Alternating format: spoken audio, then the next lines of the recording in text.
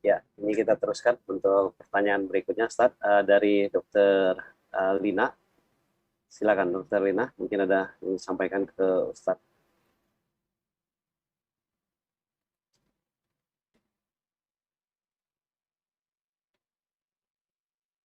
Ya, silakan. Sudah terbuka mic-nya. Mohon pertanyaannya dipersingkat karena waktu kita masih banyak yang bertanya. Kita bisa mendengarkan. Assalamualaikum Ustaz. Waalaikumsalam warahmatullahi wabarakatuh. Ahlan wa sahlan. Tafadhal. Maaf ini agak di luar tema, tapi Siap. karena mendesak gitu, jadi saya tanyakan Ustaz. Ini Ustaz terkait beberapa bulan yang lalu kan saya bekerja sebagai direhabilitasi anak korban dan saksi. Nah di situ setiap harinya tuh saya mendapatkan laporan tentang pelecehan seksual terhadap anak di bawah umur 3 tahun sampai 4 tahun, kadang 7 tahun gitu. Allah. Nah di situ banyak orang yang terkadang pelakunya itu ayah kandung sendiri, ayah tiri atau om saudara terdekat.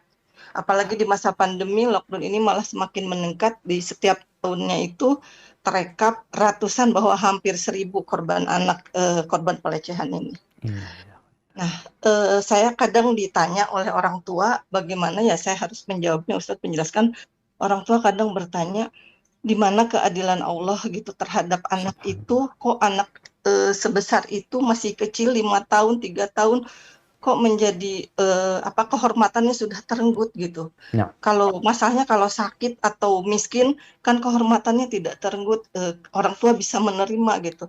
Tapi ini seolah-olah anak masa depannya sudah hampir hilang, bahkan trauma yang berkepanjangan terhadap anak itu, Ustaz. Ya. Jadi bagaimana saya menjelaskannya ke orang tua terkait keadilan Allah terhadap anak ini, Ustaz.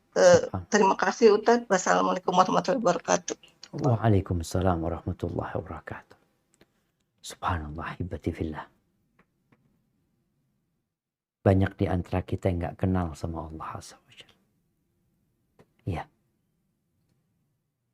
Cara kita menjawab orang-orang yang mempertanyakan keadilan Allah, maka sampaikan kepada mereka, kita harus kenal Allah.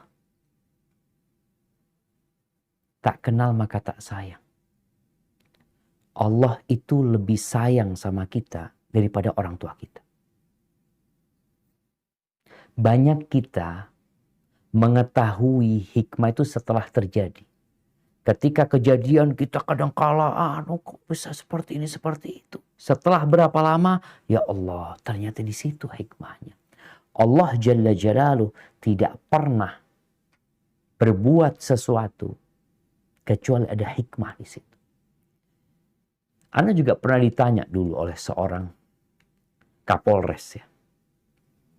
Karena dia menangani kasus yang seperti itu. Anak-anak yang diperkosa oleh orang tuanya sendiri. Ya.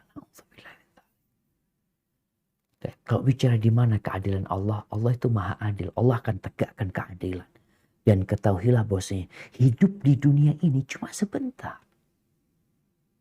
Makanya boleh jadi Allah menyediakan buat anak ini sesuatu yang lebih indah dari dunia dan isinya. Bukan hanya bicara kehormatan kalau dikatakan masa depan dia hilang. Enggak. Di sini tugas orang tua. Kadangkala hal itu buat anaknya dikatakan ini musibah buat anaknya. Lebih musibah buat orang tuanya sebenarnya. Karena anak itu nggak tahu apa-apa. Ketika dia trauma, kita tahu malaikat itu tidak mencatat ya. Tidak mencatat amalan anak sebelum dia balik. Ini keadilan Allah Azza wa Jalla. Dan setiap detik, setiap kelelahan yang dirasakan oleh seorang hamba, itu ada perhitungannya. Maka Allah katakan wabasyiris sabirin, berikan kabar gembira kepada orang-orang yang sabar. Dapat apa orang yang sabar? Dapat apa? Dapat Indonesia seisinya? dapat Asia dan seisinya. Lah. Dapat pahala yang tidak terhitung. Makanya orang-orang yang sabar itu akan mendapatkan balasan yang lebih dari yang ada dalam pikiran manusia. Kalau kita tahu orang-orang yang masuk surga, apa dikatakan kepada mereka? Salamun alaikum bima sabartum. Selamat buat kalian atas kesabaran kalian. Dan gak ada yang lepas dari ujian.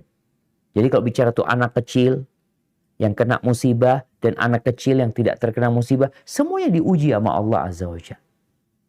Maka hendaklah kita berbaik sangka sama Allah dan berburuk sangka sama diri kita sendiri. Boleh jadi orang tuanya yang bermasalah, ibunya yang bermasalah. Buat anak ini jadi pahala buat anak-anak itu sebenarnya. Sebesar apapun rasa sakit yang diderita, sepedih apapun luka yang ada di dalam dadanya, nggak lama di dunia ini. Paling lama 60 tahun, 70 tahun, setelah itu kita bakal mati. Dan di sana 1 hari sama dengan 1000 tahun. Maka di sini tugas dari dokter yang menangani, orang-orang yang menangani tersebut, ini ladang pahala buat mereka. Bagaimana anak-anak ini ke depannya menjadi manusia yang lebih baik. Bagaimana tatkala mereka menginjak dewasa, mereka menjadi manusia yang bertakwa kepada Allah Azza wa Jalla. Jadi sekali lagi kita harus kenal sama Allah Azza wa Jalla. Kalau melihat orang kena musibah, maka lihat musibah yang lebih parah lagi. Sehingga kau nggak akan mengatakan, Alhamdulillah, ini nggak separah itu. Alhamdulillah. Yang parah ada lagi yang lebih parah. Sehingga kita tahu Allah itu maha pengasih dan maha penyayang. Barakallahu fiik.